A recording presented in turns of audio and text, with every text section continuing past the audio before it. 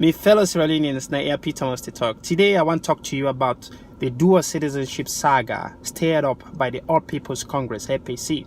APC don't decide, say, any of the member win a dual citizenship, we get citizenship from another country in Saloon.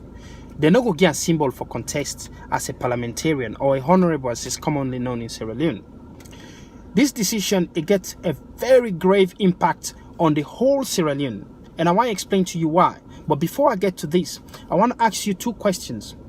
I want to ask the Sierra Leoneans that are in the diaspora one question. Sierra Leoneans diaspora, you know any Sierra Leonean at all we want die in the diaspora? Think about that for a second. And I want to ask my second question to Sierra Leoneans then a Sierra Leone.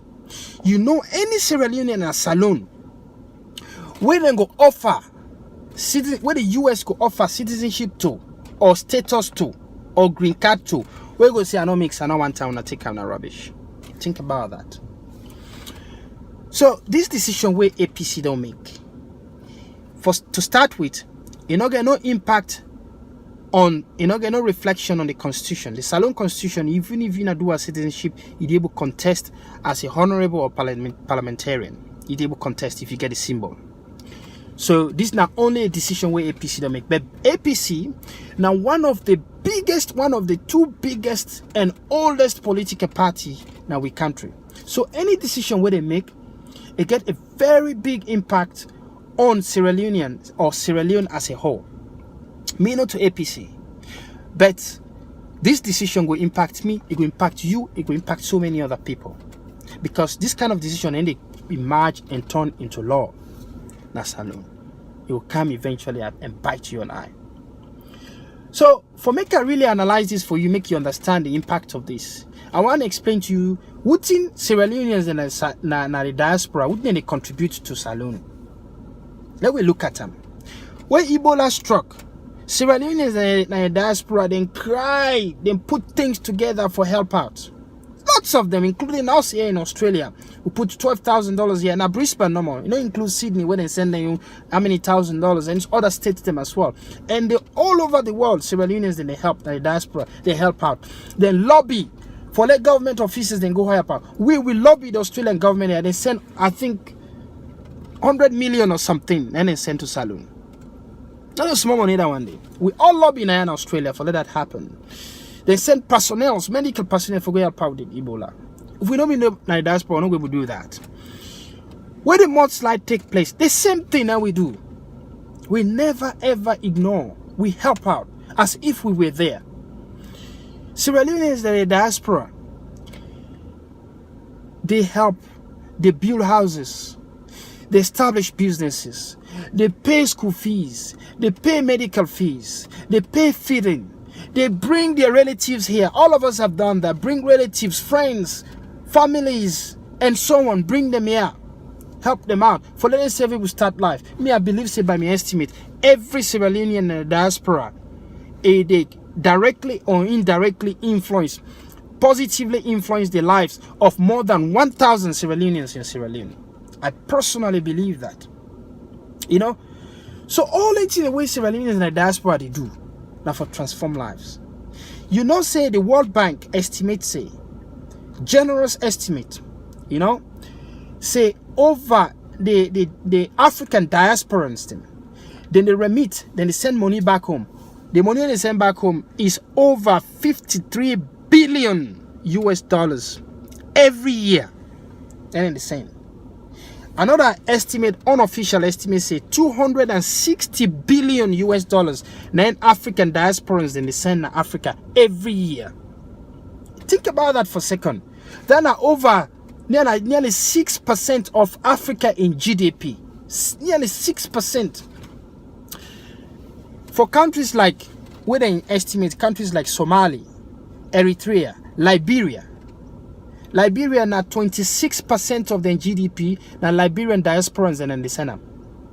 26%. That's more than 1/4 of the country in GDP. Now from the diasporans that they come out.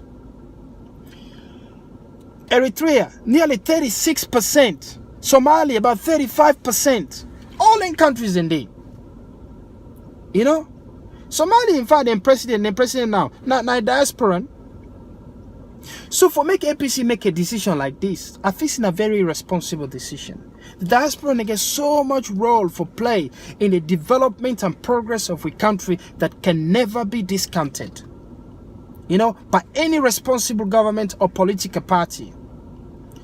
So all the diasporans from the UK, US, and so on, where they age them out, they want to make a difference in Salone now today. Through under APC, they've been disenfranchised.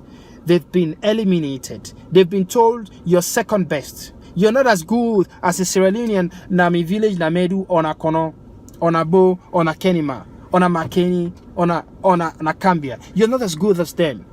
You're not as a better citizen. You're not a citizen. Your citizenship status is not as much as theirs, even though you were born and raised there. One thing we people forget is that Sierra Leoneans and the diaspora, me I not ever meet any Sierra Leonean na ya. Wait tell me say in one die na ya. Yes, we get all the facility. Yes, we get all the opportunities. But all the Sierra Leoneans we don't meet na ya. I mean, I'm president for we community here, so I know this. All the Sierra Leoneans they don't meet na ya. Now one thing then they focus: preparation to return home. Then they prepare for return home for go live the rest of their lives. So what do they do? Then they work tireless, then they work all kind of job.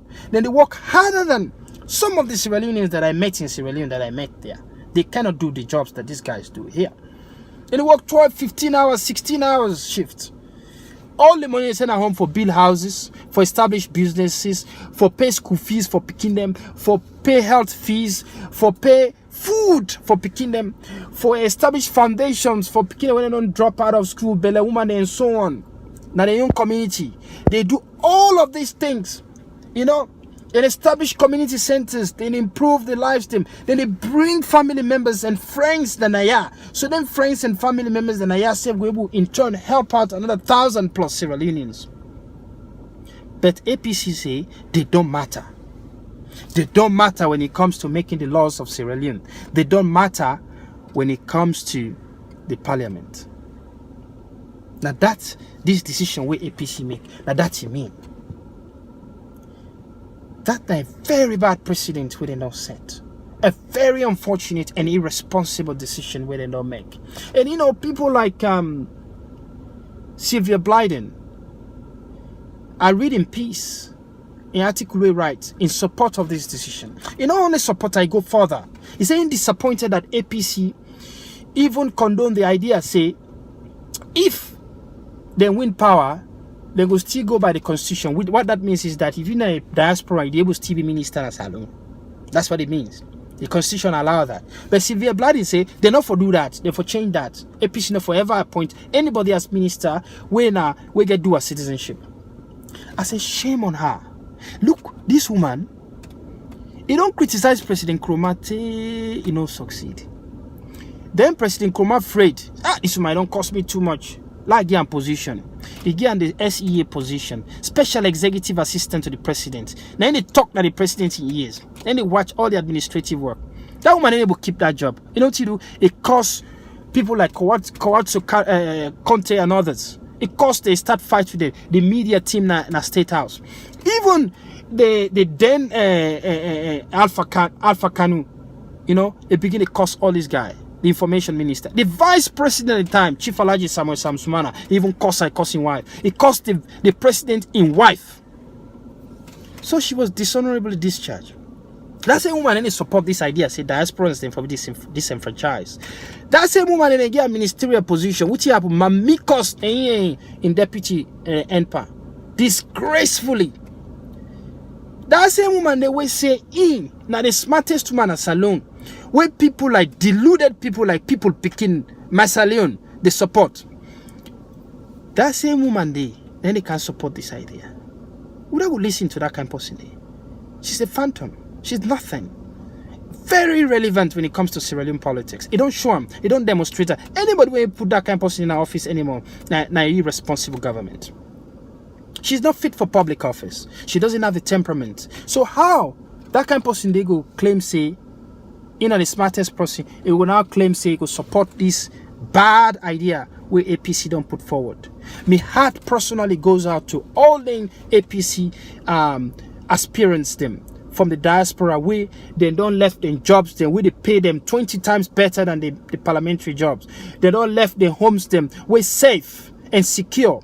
They don't left them family na for go help out. Then APC locked door upon them.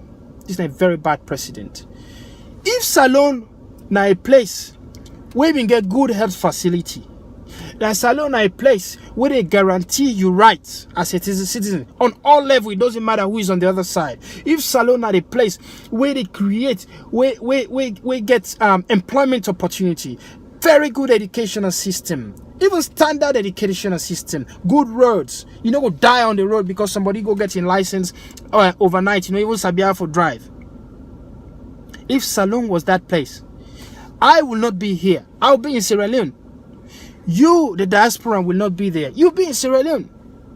But it is not. Now that make President Koroma and all his ministers, even parliamentarians, and they come overseas for can't get treatment for their health. Because Sierra Leone is not good. Any responsible government go encourage its citizens for go out there for bring resources to the country.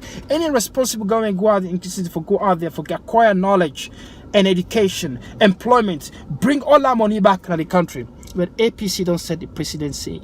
We in the diaspora, we don't matter. That's why I'm challenging you this time, my brothers and sisters. Vote wisely. Come March 7th this year. Vote wisely. Not vote because your grandpa be APC. Vote wisely. Vote a party where you believe say will make a true change.